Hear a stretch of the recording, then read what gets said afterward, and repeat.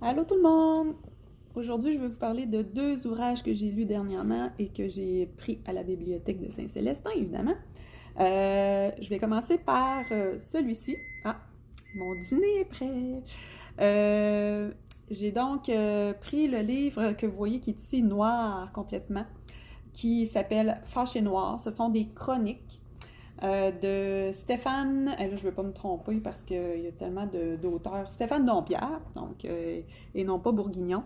Ce sont des articles qu'il a publiés, plutôt des chroniques qu'il a publiées, et c'est l'auteur, donc Stéphane Dompierre, qui est fâché noir dans certaines situations. Puis je trouvais ça vraiment intéressant comme lecture parce que ça fait très différent du roman. C'est très drôle. Si vous avez jamais lu du Stéphane Dompierre, je vous le conseille fortement. C'est un de mes auteurs québécois préférés que j'ai découvert il y a au-delà de 15 ans avec son roman Un petit pas pour l'homme. Et ce que j'aime aussi de ces livres, c'est que autant ça s'adresse aux garçons qu'aux filles. Il n'y a pas de... je trouve ça le fun que c'est justement accessible, puis c'est sûr que je ne sais pas qui m'écoute, mais si vous avez des ados, vous avez des jeunes adultes qui lisent pas beaucoup, ben ça peut peut-être être intéressant. Puis si vous êtes plutôt un lecteur qui aime quelque chose de léger pour se divertir, c'est vraiment un petit bijou. C'est du sarcasme. Donc il est fâché noir contre les chats, il est fâché noir contre l'avion, le vin. Puis c'est toujours un contexte, mais c'est d'une écriture hilarante. Donc, je vous le conseille fortement. Ça a été publié en 2013, donc il n'est jamais trop tard pour le lire. Hein? C'est la beauté de la lecture, ça passe jamais de date. Puis l'autre roman que j'ai lu qui est plus récent, c'est Coucoum de Michel Jean. Et c'est vraiment un coup de cœur. Pardon. Un coup de cœur parce que, oui, oui, je vais aller dîner, excusez, ça sonne, c'est mon fou micro. Euh, bon, c'est sûr que la thématique, on est vraiment dans le thème autochtone. Kokum qui veut dire grand-mère. Alors, si c'est pas le cas, corrigez-moi quelqu'un. Mais c'est pas mentionné dès le départ, c'est plutôt vers la fin qu'on le comprend. Et c'est euh, narré par un personnage principal qui est une femme, pas d'origine autochtone, mais qui va marier un autochtone. Et donc, elle s'appelle Almanda Siméon. Et on peut se poser, puis je pense que vers la fin, là, c'est un peu plus clair, là, Michel Jean explique que c'est l'histoire de sa grand-mère. Et c'est beau en ce sens où on a vraiment une belle description de la nature, de la, de l'univers dans lequel les Autochtones grandissaient, parce que le paysage a beaucoup changé évidemment aujourd'hui, à l'époque. Donc, on parle de sa grand-mère, alors c'est peut-être plutôt dans les débuts 1900, autour de ces années-là. Encore une fois, c'est pas très important l'année exacte, mais on comprend que c'est avant qu'il y ait des coupes à blanc, entre autres. Et on voit le rapport à la nature chez les Autochtones.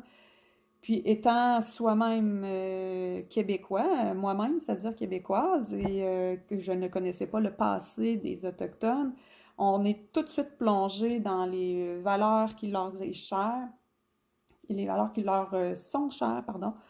Et on peut voir à quel point on a perdu une richesse incroyable lorsque justement les Blancs ont décidé de faire en sorte que ben il fallait amener le progrès dans les terres autochtones et les autochtones n'étant pas de nature guerrière, je peux dire ça comme ça, là, ils n'aimaient pas les affronts inutilement, ils considéraient qu'il y avait assez de ressources sur leur territoire, donc ils se sont tout simplement déplacés dans, évidemment, on parle au nord, à l'est, donc où on trouve encore actuellement des peuples autochtones, des Premières Nations.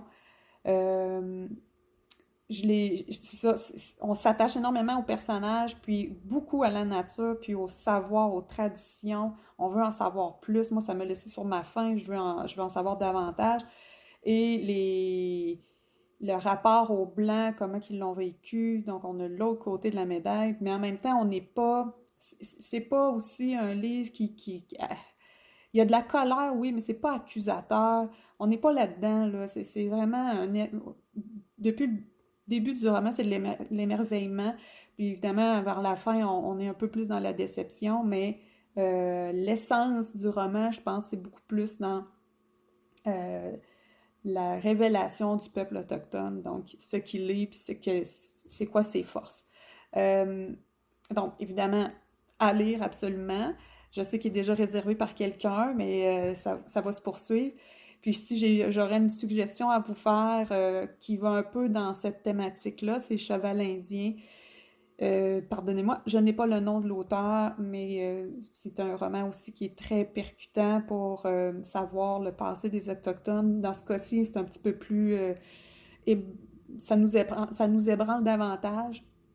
Mais encore une fois, un livre super accessible. Je sais que c'est un journaliste qui l'a écrit, dans lequel on parle un peu plus des pensionnats où on a placé les Autochtones.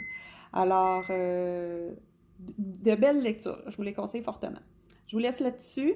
Encore une fois, si vous avez des suggestions à me faire ou si vous voulez partager des coups de cœur sur le fil d'actualité de la page Facebook de la bibliothèque, ben vous êtes les bienvenus. Merci, bye!